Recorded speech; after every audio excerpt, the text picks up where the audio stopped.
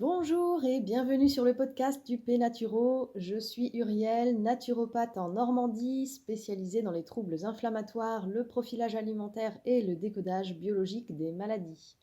Dans ces épisodes, je partage avec vous mes conseils, mes astuces et mon expérience pour vous guider vers une meilleure compréhension de votre santé et vous permettre d'atteindre de jour en jour une plus grande autonomie en matière d'hygiène de vie.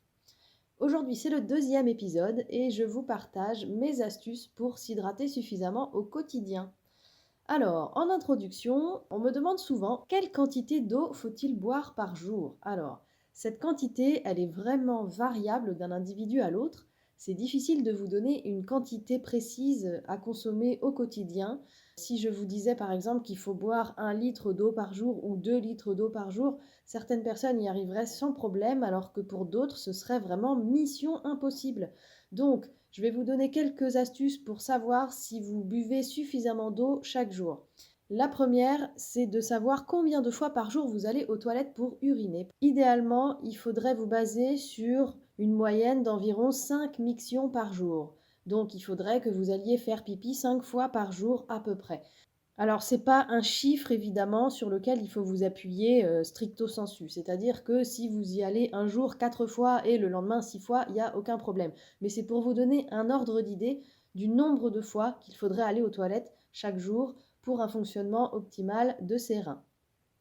Un autre élément qui peut vous indiquer si vous allez suffisamment aux toilettes, c'est la couleur de vos urines. Le matin, il est normal que vos urines soient un peu plus foncées que le reste de la journée. Si ce n'est pas le cas, si le matin vous avez des urines vraiment très très claires, il est probable que vous buviez un peu trop d'eau. A l'inverse, si au cours de la journée vos urines tous les jours, à chaque fois que vous allez aux toilettes, si vos urines sont toujours foncées, il y a de fortes chances pour que vous ne buviez pas assez. Je vous invite vraiment à boire avant d'avoir soif. Vous ne devez pas ressentir de grosse soif dans la journée, vous ne devez pas prendre un verre d'eau parce que vous sentez que vous avez la bouche extrêmement sèche et que vous avez vraiment une grosse soif. Quand on a soif, c'est qu'on est déjà déshydraté. Donc pensez vraiment à ça, pensez à boire même si vous n'avez pas soif. Alors comment faire? Je vais vous donner 5 astuces pour essayer de boire suffisamment. La première, c'est vraiment de diversifier les boissons. On me demande aussi souvent s'il n'y a que l'eau qui peut hydrater. La réponse est non. Vous pouvez évidemment varier les plaisirs. Alors, je vous invite à boire un petit peu de thé, pas trop, mais un petit peu, il n'y a aucun problème. Des infusions, ça, vous pouvez y aller, il n'y a aucun problème. Et vous pouvez varier les parfums de ces boissons, hein. Le thé comme l'infusion, évidemment, vous avez pléthore de parfums et de saveurs disponibles. Donc, n'hésitez pas à varier les plaisirs. Vous pouvez aussi parfumer votre eau avec par exemple du jus de citron ou bien du jus d'un autre fruit que vous diluez dans l'eau. Les jus de fruits purs sont quand même gavés de sucre, mais si vous les diluez dans l'eau, personnellement c'est ce que je fais. Je mets un petit fond de jus de pamplemousse par exemple et je le dilue avec beaucoup d'eau. Ça me fait une boisson qui hydrate très bien sans avoir un apport conséquent de sucre. Donc c'est vraiment parfait pour s'hydrater. En plus, l'eau, quand elle contient un petit peu de sucre, elle est mieux utilisée par le corps et donc elle hydrate entre guillemets mieux. Alors, il ne faut pas le prendre au pied de la lettre, mais en tout cas, mettre un tout petit peu de jus de fruits dans un verre d'eau, c'est vraiment bénéfique pour votre hydratation, il n'y a aucun souci. Également, après le sport, pour les sportifs, vous pouvez là passer sur le salé et boire un petit peu d'eau de mer. Alors ça s'appelle le plasma de Quinton. Vous pouvez évidemment le diluer, je vous recommande même de le diluer. Si vous achetez du plasma de Quinton isotonique, vous pouvez le boire en l'état, mais si vous achetez de l'hypertonique, par pitié, diluez-le, c'est très important. Je ferai un petit podcast là-dessus pour vous parler du plasma de Quinton. Mais c'est de l'eau de mer purifiée et qui va être vraiment bénéfique après le sport parce qu'elle va compenser les pertes minérales qui auront eu lieu pendant l'exercice et notamment du fait de la sudation. Ma deuxième astuce, ça va être de ritualiser la prise d'un verre d'eau ou d'une autre boisson entre chaque repas. Pour ça, il suffit simplement de compter environ 1 à 2 heures avant ou après le repas.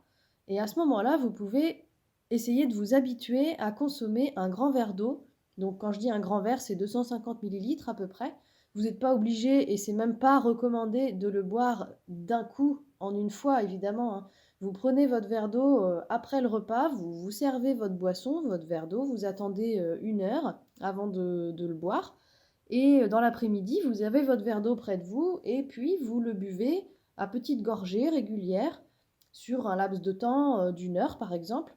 Vous buvez en plusieurs fois votre verre d'eau et si vous faites ça entre chaque repas, si vous prenez 3 repas par jour et que vous buvez un grand verre avant le petit déjeuner, avant le déjeuner, avant le dîner et après le dîner, vous avez déjà 4 verres et vous avez déjà bu 1 litre. Donc ça va assez vite, hein, et c'est assez facile à mettre en place. Ma troisième astuce, pour ceux qui ont vraiment du mal à ritualiser cette prise de boisson entre les repas, n'hésitez pas à programmer des alarmes sur votre téléphone par exemple.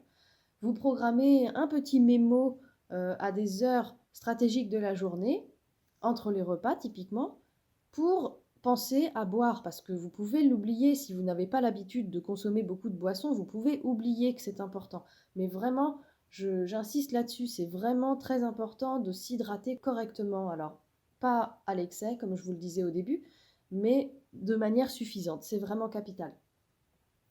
Ma quatrième astuce, si ça peut vous aider d'avoir toujours une bouteille d'eau sur vous, n'hésitez pas. Vous remplissez une bouteille d'1 litre de boisson, d'eau, d'infusion, de thé, etc. Vous remplissez cette bouteille et vous la transportez avec vous toute la journée au travail, vous la posez sur votre bureau, vous l'avez dans votre voiture avec vous, etc. Et cette bouteille, tant qu'elle n'est pas vide, vous n'allez pas vous coucher.